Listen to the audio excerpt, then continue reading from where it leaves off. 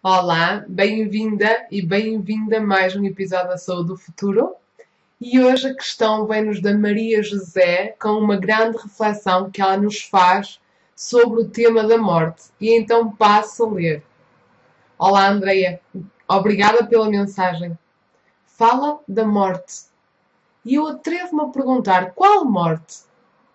A morte física? A morte de um sonho? A morte de uma amizade, amor que nós considerávamos nunca falhar, nunca morrer? Sim, é importante dar-lhe espaço quando a morte chega. E dar o espaço para viver as emoções na sua plenitude, como a Andrea diz e a Susana também. Eu, infelizmente, já experimentei a morte em várias vertentes, algumas enumeradas acima, e confesso que qualquer das circunstâncias é efetivamente necessário dar tempo para viver a dor, para deixar que as lágrimas caiam e lavem a alma, que a catarse se faça, e penso que só após esta vivência conseguiremos não ter medo da morte. Aprenderemos a amar a dor, a respeitá-la e a saber dialogar com ela. Não deixamos de ser quem somos, na nossa essência, mas a verdade é que ficamos mais maduros, mais capazes de escutar, de sentir sem medos e de assumirmos-nos tal como somos. Sem dúvida alguma é importante dar-lhe espaço, o espaço suficiente para que tudo vá ganhando a forma de uma aprendizagem que nos tornará mais lúcidos, mais serenos, mais fortes. Este tema é para mim muito complexo, mas interessante. Obrigada pela partilha, Andreia. Um beijinho. Grata a ti, Maria José. Eu fiz questão de trazer a tua mensagem cá hoje, porque para além das questões iniciais que fazes, a tua mensagem, ou seja, está com uma sabedoria profunda, está repleta dessa escola da vida, como lhe chamamos, não é? Pelas experiências que tu foste passando, nota-se na forma como tu escreves, na cadência das palavras, toda essa sabedoria que foste adquirindo e que é tão rica para nós ouvir e integrar dessa forma. De facto, aqui, quando a morte ocorre, a morte pode ser de qualquer coisa. Ou seja, pode ser realmente uma morte física e a intensidade aumenta da nossa dor, porque tudo se trata de uma perda. Ou seja, a morte, no fundo, vai nos ligar a este sentimento de perda e a perda provoca-nos dor. E é aqui que estamos. Depois há intensidades da perda. E às vezes, perder, por exemplo, um sonho pode ser muito mais doloroso que perder uma pessoa da família, por exemplo. Ou seja, tem tudo a ver com o significado que nós damos àquele, digamos, objeto do nosso amor, da nossa entrega, do nosso carinho, da nossa dedicação. Pode ser às vezes uma ideia. Quando nós morremos para ideias que temos de nós próprios, uou, é uma morte que acontece no nosso interior. Eu pensava que eu era desta forma e de repente entro de caras com a realidade e percebo que eu até não sou assim.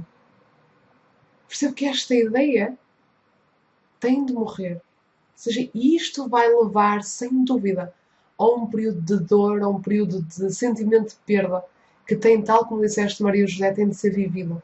E eu hoje queria falar um bocadinho do nome técnico que nós vivemos, ou seja, que a nossa sociedade vive como o chamado período de luto. Ou seja, o período, por exemplo, nos estudos de psicologia e de saúde, está descrito que um luto de uma pessoa que amamos varia num período sempre de 1 a 3 anos. Ou seja, estes sentimentos de tristeza, de amargura, de muitas vezes com outras emoções associadas que se vivem no momento da morte.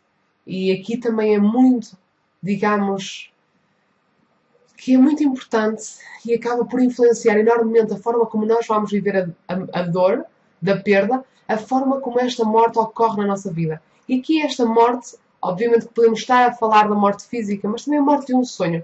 Como é que ela ocorre? É repentina? Eu perco alguém que gosto muito de forma repentina num acidente?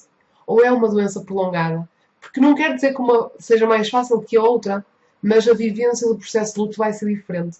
Uma pessoa, por exemplo, que acompanha um doente em fase terminal, de um cancro, por exemplo, ou seja, é muito diferente tudo aquilo que essa pessoa vai viver nesse acompanhamento de uma pessoa que perde alguém num acidente de carro, ou uma pessoa que perde alguém com um infarto agudo do miocárdio, que são situações agudas e que o choque é muito maior. Ou seja, a dor pode ser ainda mais complexa de processar, dependendo da forma também como foi acompanhada e como foi sendo acompanhada todo este processo. Aqui a palavra-chave é sempre o acompanhamento. E partilhar contigo também que isto está tão... Ou seja, parece que é uma coisa muito da psicologia, muito da forma como nós lidamos com a nossa vida, mas está tão intimamente ligada à saúde. E hoje quero partilhar contigo uma experiência que eu tive quando trabalhava no Centro de Saúde de Matosinhos, numa determinada altura da minha vida, que era enfermeira de família. E eu lembro-me de estar a atender as pessoas em consultas de hipertensão e diabetes, ou seja, pessoas que tinham já o diagnóstico crónico, não é? Hoje em dia é considerada uma doença crónica e incurável, às vezes, ou seja, a diabetes, pelo menos, a hipertensão pode ser controlada. Ou seja, isto é o nome que a nossa sociedade, o que o sistema de saúde lhes dá, não é? Esta doença crónica. Então, o facto é que também é tratado de forma crónica. E a abordagem, ou seja, é uma abordagem não para a cura, mas uma abordagem para controlar aquela doença. E quando eu me deparei que a maior parte dos meus utentes de hipertensão e diabetes, ou seja, eram pessoas tristes, eram pessoas que viviam com um peso, que a vida tinha um peso para essas pessoas. E houve um dia que eu lembro-me de simplesmente fazer, digamos, aquilo que é um jogo de investigação, que é destas 10 pessoas que eu vou atender hoje, eu vou perguntar a todas se sentem deprimidas. Ou seja, se sentem que estão deprimidas. Porque isto também foi um estudo que li na altura, em que, às vezes, esta questão de sentes-te deprimido, a resposta pode ser tão fidedigna como um teste, por exemplo, para a depressão com 30 ou 40 itens. Isto é muito interessante. Então eu fiz esta questão e das 10 pessoas que eu perguntei, obviamente que isto não tem a validade de um estudo empírico, é só uma experiência para mim e para fazer refletir sobre esta questão. E destas 10 pessoas, 9 sentiam-se deprimidas. E a todas eu perguntei também se tinham alguma perda que ainda fosse difícil lidar. E dessas 9, ou seja, 7 tinham tido efetivamente uma perda cujas emoções e cujos sentimentos ainda estavam tão presentes. Muitas vezes, e recordo-me particularmente de uma senhora cujo pai tinha falecido 20 anos antes e ela começou a chorar como se a perda tivesse sido na semana anterior. E reparem aqui a importância de viver estas questões do luto e não só o luto referente à morte física de alguém, mas o luto das nossas próprias fases na vida. Nós temos fases. A vida são ciclos. E na enfermagem também estudamos os ciclos de transição. Há etapas, há crises de transição. Quando passamos da infância à vida adulta, quando casamos, por exemplo, quando temos um filho, há tudo etapas de transição fisiológicas, mas que é importante dar este tempo entre uma fase e outra.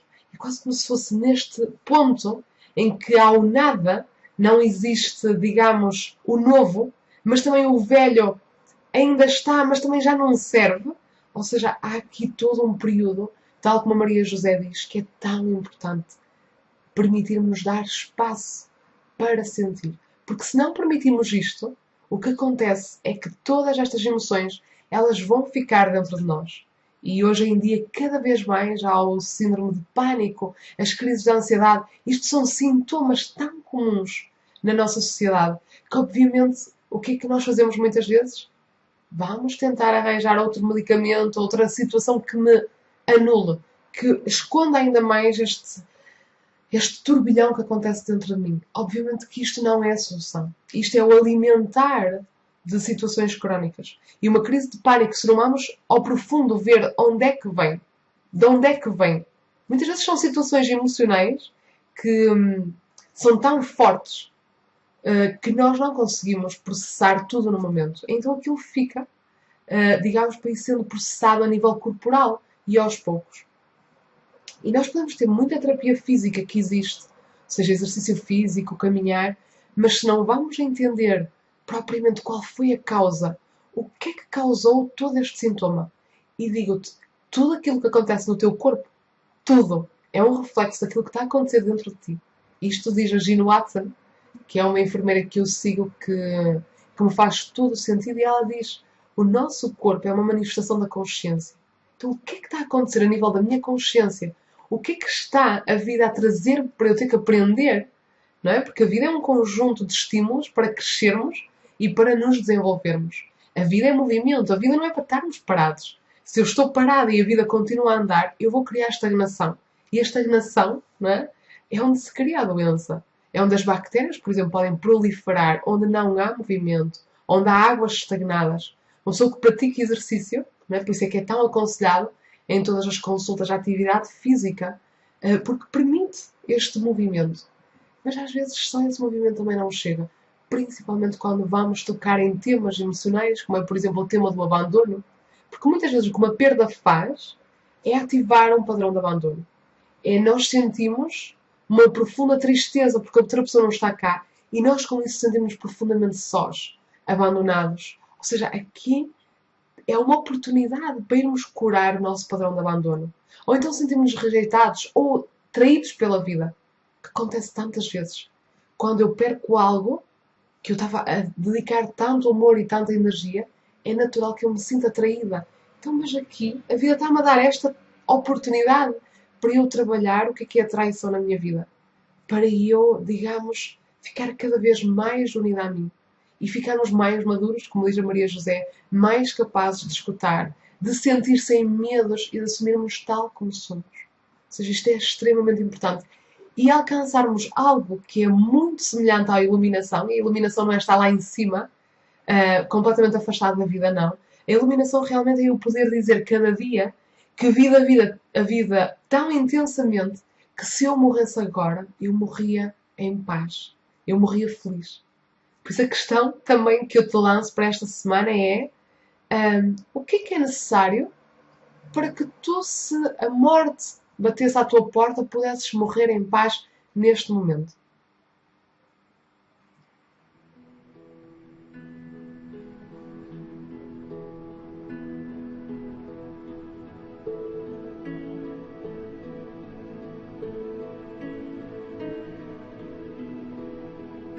Independentemente da tua idade, da tua raça, de tudo, da tua profissão, de quem és, ou seja, independentemente disso tudo, valoriza-te. Cuida da flor que és. Cuida dessa tua essência divina. Cuida de ti.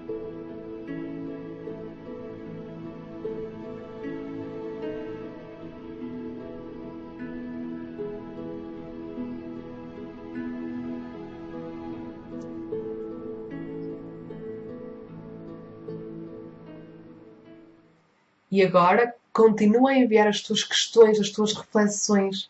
Esta partilha é tão profunda, tão bonita e eu sou imensamente grata. Uma boa semana e um grande beijinho. Grata.